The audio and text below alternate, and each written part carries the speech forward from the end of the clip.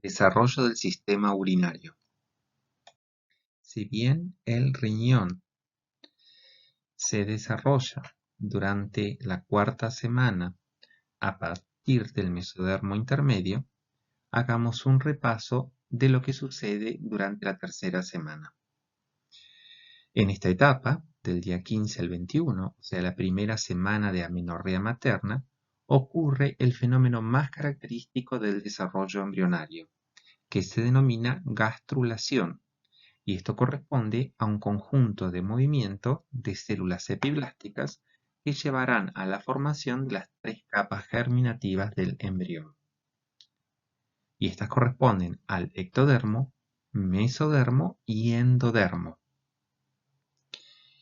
La gastrulación constituye el inicio de la morfogenia, o sea, del desarrollo de la forma del cuerpo.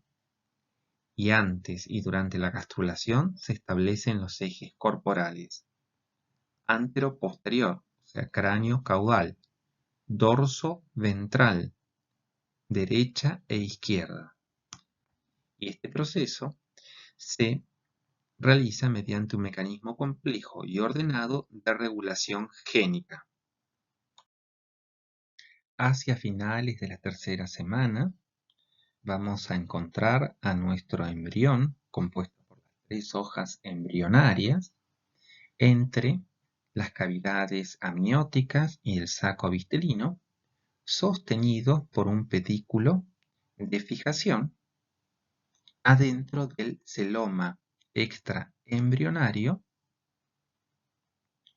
rodeado del mesodermo extraembrionario que conforma las vellosidades coriales. Si hacemos un corte transversal de nuestro embrión, vamos a ver bien las tres capas embrionarias. La superior, que corresponde al ectodermo, donde podemos apreciar en verde a los pliegues neurales con la parte central deprimida que forma el surco neural. Por debajo del mismo vamos a encontrar al mesodermo intermedio, que acá está graficado ya como está segmentado. En la parte central encontramos la notocorda, el mesodermo paraaxial, que corresponde a los somitas, el mesodermo intermedio, que va a dar origen al gononefrotomo, y el mesodermo lateral, con las hojas somatopleura y esplagmopleura. Y la capa inferior va a corresponder a la capa endodérmica, que se observa de color violeta. Hacia aquí abajo tenemos el saco vitelino y en la parte superior vamos a tener a la cavidad amniótica. Entonces, al final de la tercera semana también tenemos la segmentación del mesodermo embrionario. La parte central axial corresponde a la notocorda. La región paraaxial corresponde a los somitos. El mesodermo intermedio va a dar origen al gononefrotomo y la parte lateral a las hojas del celoma intraembrionario. Como ya dije, al final de la tercera semana, el embrión queda establecido como una estructura plana trilaminar. Por lo tanto, para establecer la forma de nuestro cuerpo, necesitamos el plegamiento para adquirir la forma cilíndrica tubular de los seres humanos. Por lo tanto, vamos a tener un plegamiento cefalocaudal y un plegamiento dorsoventral. Como podemos ver en esta imagen, representado como A1, estamos viendo al embrión desde la parte superficial, o sea, desde la cara ectodérmica. Hacemos un corte sagital, vamos a poder apreciar que hay una prominencia de la parte cefálica y de la parte caudal, y esto va a permitir el plegamiento cefalocaudal. Como lo indican las flechas, este embrión se va a plegar en este sentido envolviendo a parte del saco vitelino. Si hacemos un corte transversal en la misma semana, vamos a ver también que tenemos un plegamiento dorso-ventral. Esto corresponde a un plegamiento antero-posterior y esto dorso-ventral. Si avanzamos en la cuarta semana, podemos apreciar en un corte sagital, o sea medial, cómo la prominencia de la cabeza, de la parte caudal, van a producir este plegamiento del prosencéfalo hacia la parte cefálica y de la parte caudal, produciendo el desplazamiento de la placa cardiogénica que era anterior hacia la parte medial del embrión. Forma también el intestino anterior, el intestino medio y el intestino posterior. Fíjense cómo se va colapsando el saco vitelino, quedando en un tallo. Del plegamiento dorso-ventral vamos a observar también cómo se colapsa el saco vitelino y queda el intestino medio.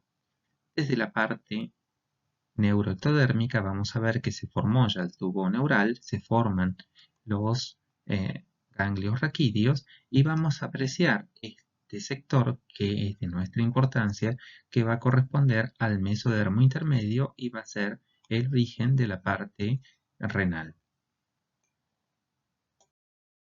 Finalizada la cuarta semana, podemos apreciar cómo hay una prominencia cefálica y caudal. La parte cardíaca queda en el sector medio del embrión y se desarrolló el intestino anterior, medio y posterior. Hacemos un corte transversal en esta región. Vamos a poder apreciar cómo el intestino medio queda rodeado del mesenterio dorsal. Queda formada la pared abdominal lateral. Esta región corresponde al mesodermo intermedio que va a dar origen a la parte del sistema renal. Se observa bien el tubo neural, los ganglios raquídeos y los somitas. Bueno, ahora veamos un corte transversal para entender lo que sucede a nivel del desarrollo embrionario desde finales de la tercera semana, donde tenemos nuestro mesodermo segmentado con la notocorda, el mesodermo paraxial o los somitos, el mesodermo intermedio y el mesodermo lateral. Por arriba tenemos el ectodermo con el surco neural y por debajo el endodermo. A través de los plegamientos, sobre todo el plegamiento dorso-ventral, vamos a ver cómo este mesodermo intermedio queda ubicado en esta región. Ya vimos que el surco se transformó en tubo neural y cómo el mesodermo paraxial se ubica en esta región. Avanzado el plegamiento, vamos a ver cómo se forma el intestino medio, el celoma intraembrionario o la cavidad peritoneal, cómo queda nuestro mesodermo intermedio que va a formar los cordones nefrogénicos y la cresta urogenital, el tubo neural y los ganglios raquídeos. Durante la vida intrauterina, a partir del mesodermo intermedio, se forma a lo largo del embrión 3 sistemas renales sucesivos y superpuestos. El más cefálico corresponde al pronéfros, Este es rudimentario en el ser humano y no funcional, de breve existencia y ubicado en esta región cervical.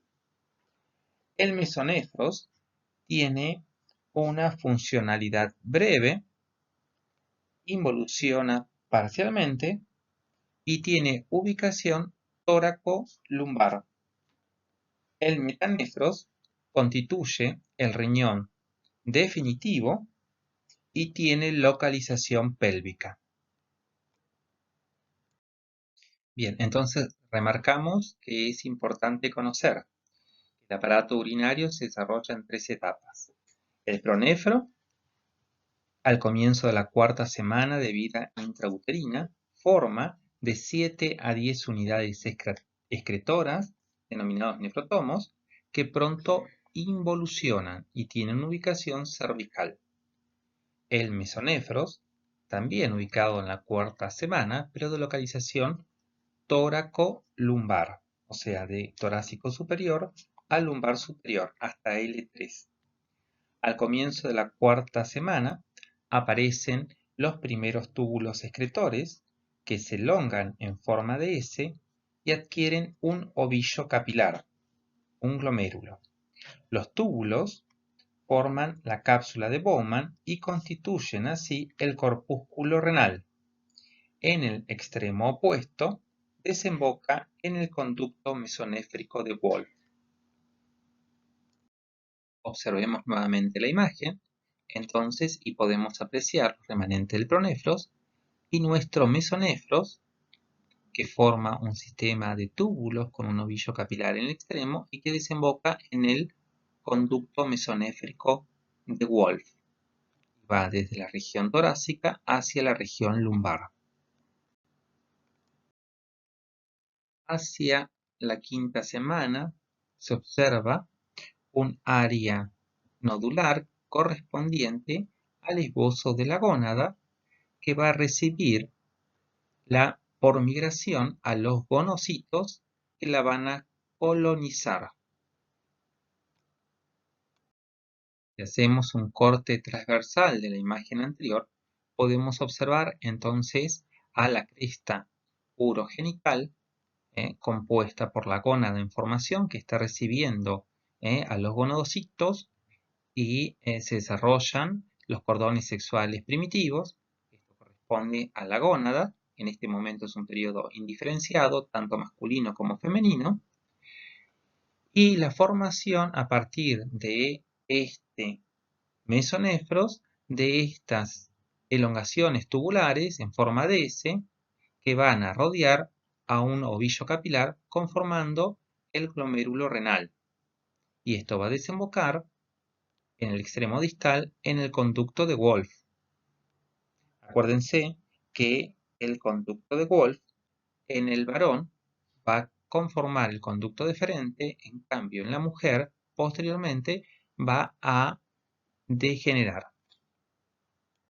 A la 5ª semana de vida intrauterina se desarrolla en la porción inferior el metanefros o riñón definitivo. Y el riñón definitivo va a estar conformada por una porción colectora y una porción excretora. La porción colectora se va a originar a partir de una yema o brote que surge como una evaginación del conducto mesonéfrico, lo vemos mejor en esta imagen,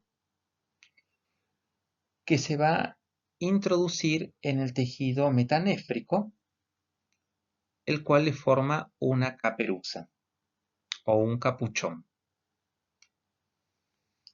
El esbozo distal del brote ureteral se dilata y va a formar la pelvis renal. La pelvis renal se comienza a segmentar formando el sistema calicial mayor y calicial menor. Y continúa dividiéndose hasta 12 generaciones formando los túbulos colectores renales. Entonces, a partir de este brote o yema ureteral, se va a formar el uréter, la pelvis renal, los cálices mayores, los cálices menores y los túbulos colectores. El sistema excretor se va a originar a partir de unas condensaciones del tejido metanéfrico que forman vesículas en el extremo del tubo colector. Estas vesículas prontamente se elongan en forma de S, adquiriendo en un extremo un ovillo capilar, al cual mediante prolongaciones del sistema tubular lo van a envolver formando la cápsula de Bowman. De esta forma queda conformado el corpúsculo renal, que está conformado por el ovillo glomerular y la cápsula de Bowman. El sistema tubular se sigue elongando, como podemos ver acá en la imagen, y va a formar las diferentes porciones. Acá tenemos el corpúsculo renal, el túbulo contorneado proximal, el asa de Henle con su porción descendente-ascendente, y el túbulo contorneado distal. El tubo contorneado distal se va a unir al túbulo colector y de esta forma da continuidad el sistema excretor al sistema colector. Para recordar, el sistema colector entonces se origina como un brote o yema ureteral de la porción inferior del conducto mesonéfrico de Wolff y va a dar origen al uréter, a la pelvis renal, los cálices mayores que se segmentan en cálices menores y los túbulos colectores. El sistema excretor, en cambio, se origina del tejido metanéfrico en formas de vesículas, que luego formará un túbulo en forma de S, que se asocia a un asa u ovillo capilar en un extremo, conformando así el corpúsculo renal, y en su elongación al túbulo contorneado proximal, el asa de Henle, y el túbulo contorneado distal, que se continúa con el sistema colector. También es importante que sepan ustedes que hasta el momento del nacimiento tiene lugar a la formación de las nefronas. En tanto, el riñón definitivo ya comienza a producir orina a las 12 semanas de vida intrauterina. Para entender el desarrollo embrionario de la vejiga y la uretra, tenemos que pararnos a nivel de la cloaca y ver lo que sucede entre la cuarta y la séptima semana, en donde podemos observar el desarrollo de un tabique, el tabique urorectal, que va a dividir en una porción superior el seno urogenital y una porción inferior el conducto anorrectal. Lo podemos ver acá muy bien en la imagen B. Entonces, esto corresponde al seno urogenital y esto corresponde al conducto anorrectal. Bien, el seno urogenital tiene tres porciones. La porción superior va a dar origen a la vejiga urinaria. Al comienzo se continúa con el alantoides y posteriormente este mismo se va a obliterar y va a quedar como un cordón fibroso que se denomina uraco. La parte media, la parte pélvica del seno, va a dar origen a la uretra prostática y membranosa en el varón. Y la porción inferior va a dar origen a la uretra esponjosa en el varón. Esta porción tiene diferenciación en ambos sexos.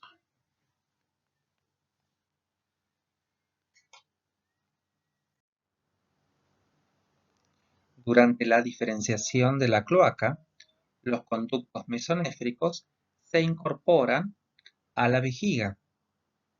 Los uréteres en formación, a medida que se va desarrollando, quedan en una porción cada vez más craneal, en tanto que el conducto mesonéfrico en el varón se va a terminar convirtiendo en el conducto deferente y se va incorporando hacia la parte caudal de la vejiga, hacia la línea media, penetrando en la uretra prostática y conformando los conductos eyaculadores, como lo podemos ver en la porción inferior de esta imagen, donde vemos la región posterior de la vejiga, donde al comienzo tenemos el conducto mesonéfrico que da el primordio ureteral y luego los uréteres que dan más craneal y el conducto deferente queda más caudal y va a terminar conformando el conducto eyaculador que se introduce en la uretra prostática. También les quiero remarcar que el epitelio que se origina en esta región, que corresponde al epitelio de la uretra, es de origen endodérmico. Fíjense que está en comunicación primero con la parte distal del intestino. Entonces, este epitelio que se va a originar aquí es de origen endodérmico, mientras que el tejido conectivo y muscular que lo rodea es de tipo mesodérmico.